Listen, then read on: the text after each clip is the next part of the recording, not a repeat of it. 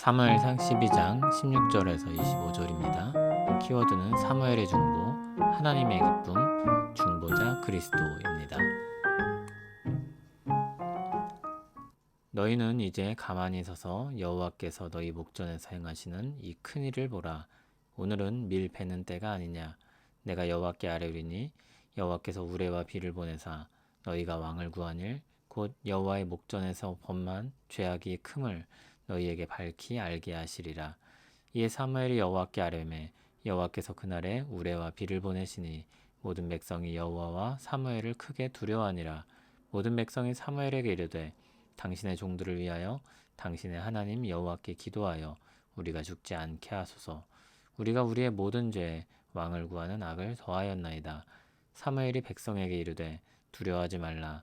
너희가 과연 이 모든 악을 행하였으나 여호와를 따르는 데에서 돌아서지 말고 오직 너희의 마음을 다하여 여호와를 섬기라. 돌아서서 유익하게도 못하며 구원하지도 못하는 헛된 것을 따르지 말라. 그들은 헛되니라.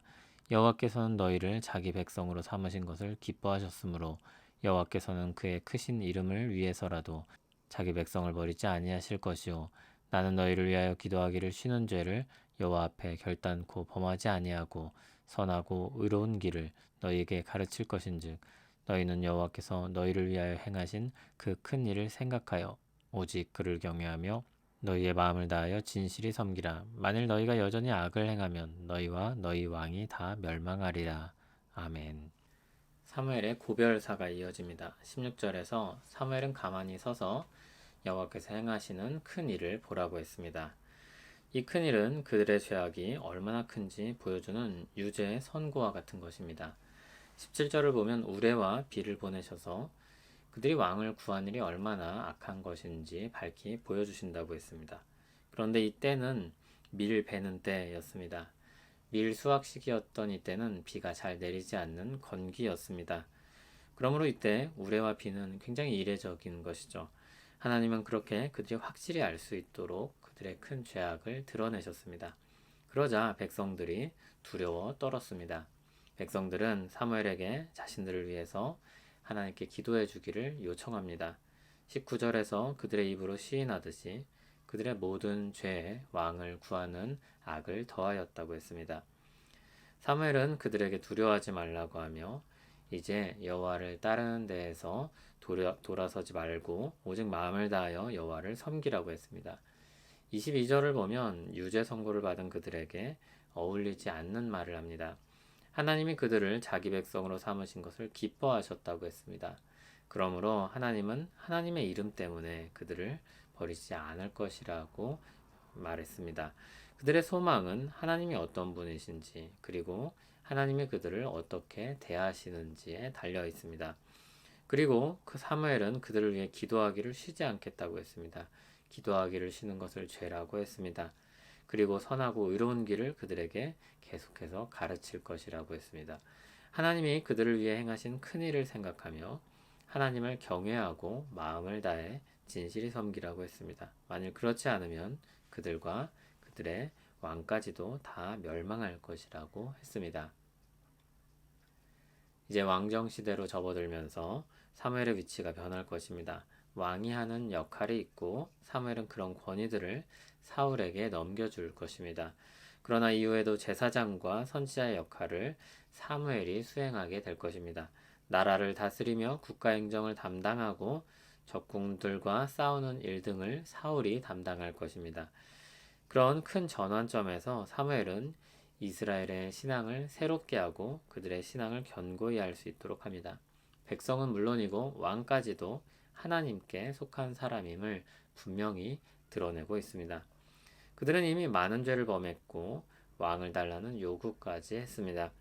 왕에 대한 제도 자체가 문제가 아니라 왕이신 하나님을 떠난 그들의 마음이 문제입니다. 그런 그들이 정신을 차리고 하나님 앞에 살도록 강력한 경고를 듣고 있는 것입니다. 이스라엘의 근본적인 문제는 하나님 앞에서 저지른 죄악입니다. 사무엘의 주된 관심도 거기에 있습니다. 그 죄악으로부터 나와서 살 수 있는 유일한 소망은 하나님께만 있습니다. 하나님은 그들이 비록 지금 죄악에 빠져 있지만 그들을 여전히 기뻐하신다는 그 사실과 자기 이름을 위해서 자기 백성을 버리지 않으실 것이라는 사실입니다. 이를 위해서 하나님은 중보하는 역할을 사무엘에게 맡겨 이스라엘 백성을 위해서 주셨고, 사무엘은 그 마음과 뜻에 순종하여 기도하기 쉬는 죄를 범하지 않겠다고 했습니다. 하나님 백성은 하나님의 기쁨입니다. 하나님은 자기 백성들이 하나님의 기뻐하시는 모습으로 살기를 바라시고 하나님 안에서 모든 복락을 누리며 살게 하기를 원하십니다. 우리에겐 사무엘보다 더 믿을만하고 더 확실한 중보자가 있습니다. 우리 주 예수 그리스도이십니다. 우리는 중보자이신 그리스도 안에서 하나님이 주시는 복을 받아 누립니다. 그리스도께서 우리를 위한 영원한 중보자가 되셔서 하나님 앞에서 우리를 변호하시고 우리를 향한 하나님의 기쁨과 은혜가 계속해서 흘러 넘치게 하십니다. 성령님께서는 우리 마음의 죄악을 깨닫게 하시고 하나님께로 계속해서 돌이키게 하십니다. 하나님의 뜻이 전방위적으로 우리 안에서 실현되는 것입니다. 우리는 그 은혜를 받아 하나님의 은혜로운 통치 아래서 계속해서 하나님께로 돌이키는 사람들입니다. 다른 말로 하나님께 사랑을 받고 하나님을 사랑하는 마음으로 나아가는 사람들입니다. 오늘 역시 하나님은 우리를 은혜와 사랑으로 대하시고 우리가 하나님을 향한 경외와 사랑으로 나오기를 바라십니다.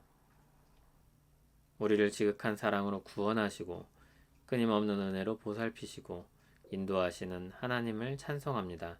우리를 여전히 기뻐하시며 그 기쁨에 걸맞는 삶으로 인도하시는 하나님, 우리에게 베푸시는 은혜를 늘 기억하며 우리 하루하루가 주님을 향한 영광의 찬송이 되게 하옵소서. 예수님 이름으로 기도합니다. 아멘.